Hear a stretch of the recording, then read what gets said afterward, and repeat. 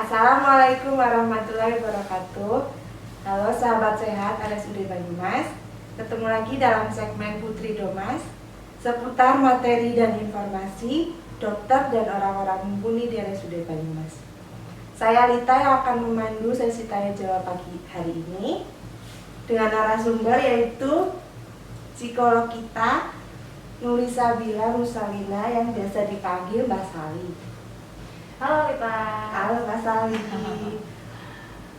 Kali ini kita akan membahas seperti apa stres di masa pubertas, kemudian bagaimana cara mengatasinya, bagaimana melalui fase remaja dan peran orang tua di dalamnya.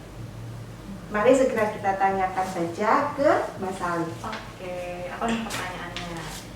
Pertama Mbak, Ya. seperti apa sih stres yang biasa dialami oleh remaja di masa pubertas? Oke, jadi sahabat saya sudah Banyumas, remaja ya, itu kan salah satu fase perkembangan manusia yang di dalamnya itu ada ledakan pertumbuhan yang disebut pubertas. Ledakan pertumbuhan itu menyebabkan adanya perubahan-perubahan fisik, hormon, emosi labil, daya pikir yang tadinya labil jadi lebih matang. Nah, di masa remaja itu, di pubertas, nah stresnya itu dilihat dari masa transisi dari anak mau ke dewasa. Dan di masa transisi itu tuh, nah anak-anak itu belajar untuk berusaha fit sama lingkungan. Nah, itu yang disebut orang-orang awam itu adalah pencarian jati diri nih, Lita. Jadi pencarian jati diri itu kalau menurut Erik Erikson, tahapnya dinamakan identitas dan peran gitu. Nah, itu adalah sumber stres di masa remaja, dan ketika berusaha mencari identitas dan peran muncullah insekuritas di antara anak-anak remaja gitu. Oke. Terus tanda-tandanya tuh gimana sih Mbak? Seseorang tuh bisa berhasil atau gagal melalui masa remaja tersebut? Oke, jadi sebenarnya ada tanda nih yang bisa kita lihat orang tersebut tuh dinilai berhasil atau gagal melalui fase remaja gitu ya. Apakah dia itu bisa mengatasi stresnya atau belum gitu. Nah, kalau misalnya seseorang itu dikatakan berhasil melalui fase remaja atau pubertas, ditandai dengan dia mulai memahami identitasnya, dia punya identitas yang kuat dan menjalankan perannya secara efektif gitu. Nah, tapi kalau misalnya orang itu dikatakan gagal atau mengalami stres yang berkelanjutan, biasanya orang-orang ini akan sulit untuk memutuskan pilihan-pilihan, mudah terbawa arus. Banyak kan anak-anak remaja yang gampang kebawa hal-hal negatif di lingkungannya dan sulit menemukan tujuan, sampai akhirnya ujungnya nanti sulit menyesuaikan diri dan sulit masuk ke tahap perkembangan selanjutnya. Nah, itu jadi sebenarnya identitas dan peran itu sesuatu yang penting untuk fase remaja gitu Lita. Tadi Mbak Sali menyebutkan tentang identitas dan peran, boleh dijelaskan itu tuh seperti apa Mbak? Oke, jadi mungkin kita sebenarnya tahu identitas dan peran ya, tapi dalam hal ini nih sahabat sehat, identitas itu sebenarnya adalah sebuah keyakinan atau belief gitu ya. Seseorang mengenai dirinya sebagai individu itu sendiri, sebagai aku sendiri, dan sebagai bagian dari kelompok sosial tertentu. Nah, jadi identitas itu ada dua, Lita dan sahabat sehat. Yang pertama identitas personal, yang kedua identitas sosial. Nah, apa aja nih identitas personal itu tentang siapa aku. Siapa aku tuh misalnya apa sih minat dan ketertarikanku, apa sih bakatku, apa sih keahlianku gitu ya. Lalu di dalamnya juga ada seperti apa fisikku, seperti apa kepribadianku, seksualitasku, dan intelektualitas atau kecerdasanku itu seperti apa. Itu berupa keyakinan tentang diri kita. Itu identitas personal. Nah, yang kedua tadi ada identitas sosial. Identitas sosial itu kita memaknai diri kita itu bagian dari kelompok yang mana nih Lita. Misalnya kalau kita itu ada jenis kelamin perempuan, laki-laki, karena kan jenis kelamin dikaitkan sama gender ya, peran-peran laki-laki sama perempuan itu seperti apa. Terus agama juga, terus suku bangsa dan lain-lain yang dipengaruhi sama lingkungan gitu Lita. Jadi itu yang disebut identitas dan peran yang tadi. Untuk membentuk identitas sendiri ada faktor-faktornya nggak? Oh iya, ada juga nih sahabat sehat. faktor-faktor yang membentuk identitas itu ada faktor internal atau dalam diri dan juga eksternal atau luar diri. Nah, yang internal itu ada self esteem. Kalau sahabat sehat baru pernah dengar, self esteem itu adalah bagaimana kita menghargai diri kita. Itu namanya self esteem. Yang kedua, ada juga bagaimana pola pikir seseorang melihat suatu masalah. Itu juga berpengaruh ke pembentukan identitas. Dan yang ketiga adalah adanya kepekaan terhadap diri. Nah, itu nanti kita bahas tentang sense of self. Nah, kalau faktor eksternal ada pola asuh, ada kebudayaan, ada feedback lingkungan, dari feedback dari orang tua, dari keluarga, dari teman atau lingkungan sosial lainnya. Itu. Kemudian untuk mengatasi stres dan melalui masa pubertas supaya lancar, dari Mbak Sali, psikolog, itu ada tips-tips atau? Oke, nah kita kan sebenarnya udah melalui fase remaja ya Lita ya.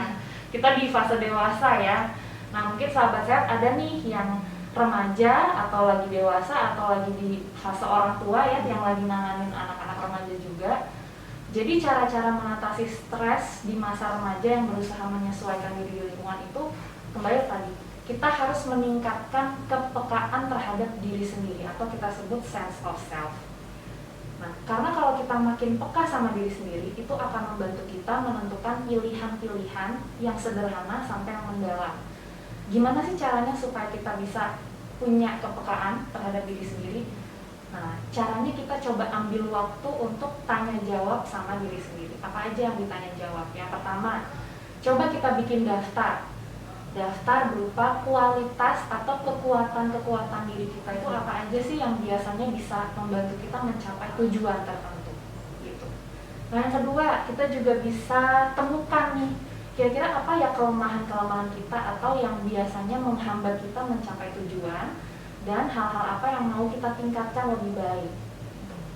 Nah, selain kekuatan dan kelemahan, yang ketiga kita juga bisa mencari tahu nih tentang apa sih nilai kita, apa sih minat kita, apa yang kita sukai, apa yang nggak kita sukai. Kita mulai tahu minat kita di mana, kita mulai tahu keahlian atau bakat kita di mana, dan nilai-nilai kita. Nilai-nilai kita itu maksudnya gini, kita coba deh tanya sama diri sendiri, sebenarnya apa sih yang membuat kita itu bangga ketika mencapai sesuatu. Nah, itu kita eksplor ke dalam diri.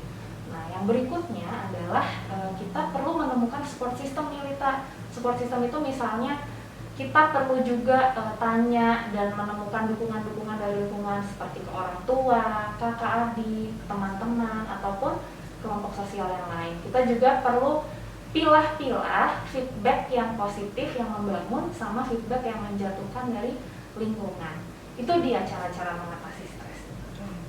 Banyak Lumayan. Bisa diterapin sendiri langsung. Betul, kita bisa terapin sendiri. Terus gimana sih Mbak caranya kita tuh tahu kalau kita tuh punya sense of self?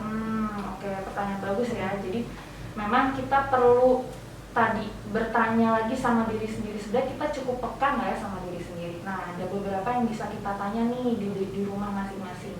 Pertama, coba deh, kira-kira sering nggak kita berkata ya sama orang lain sekedar untuk membuat mereka senang?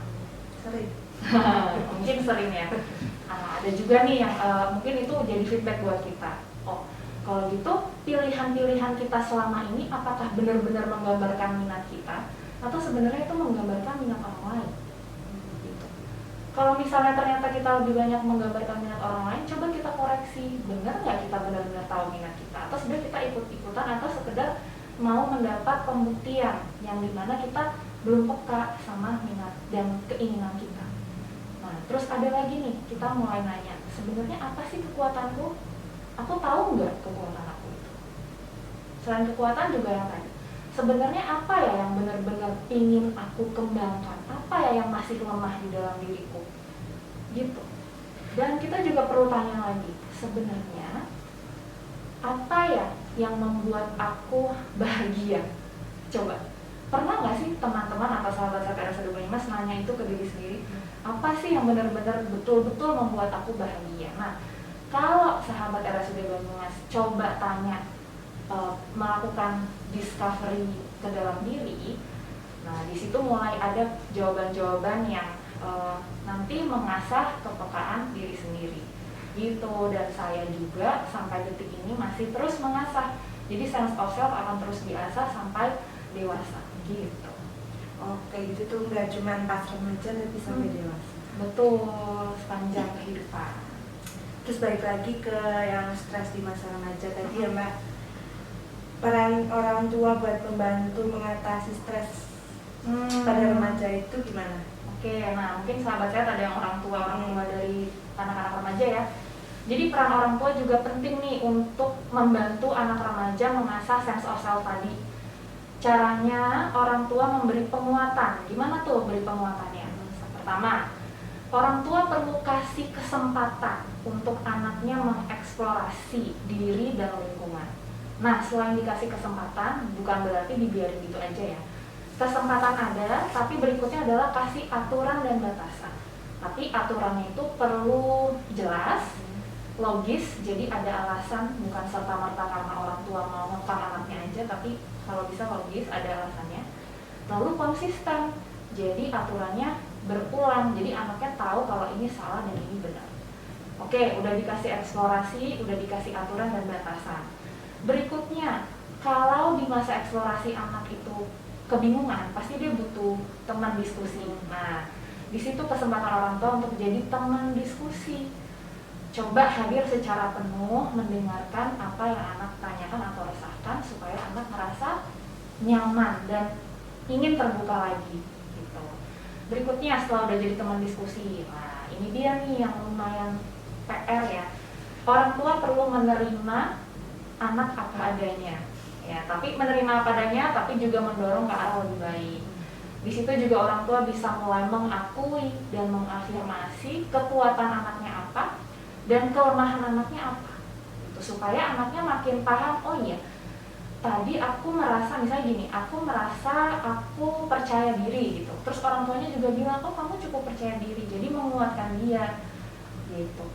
Atau misalnya aku masih susah manajemen waktu, terus orang tua juga mengatakan itu, jadi dia makin kenal sama dirinya sendiri gitu. Nah yang terakhir adalah orang tua bisa bantu anak untuk paham dan menghargai kebutuhan dan perasaan orang lain juga. Jadi selain tadi udah berusaha mengeksplor diri, pahami juga ada orang lain loh yang punya kebutuhan dan perasaan yang perlu kita pedulikan. Gitu Rita dan sahabat saya RSUD Banyumas. Terakhir ya Mbak Sali, boleh disampaikan ke kita semua hal paling penting mengenai fase stres dalam fase stres remaja ini itu apa? Oke, hal-hal penting apa ya? Sebenarnya ini pengingat aja sih. Yang pertama adalah gini, kalau misalnya teman-teman di rumah di fase ini merasa bingung, merasa tertekan, itu wajar. Jadi itu normal, harus diingat ya, itu normal. Silahkan tambah lagi self discovery dan berusaha mengenal diri.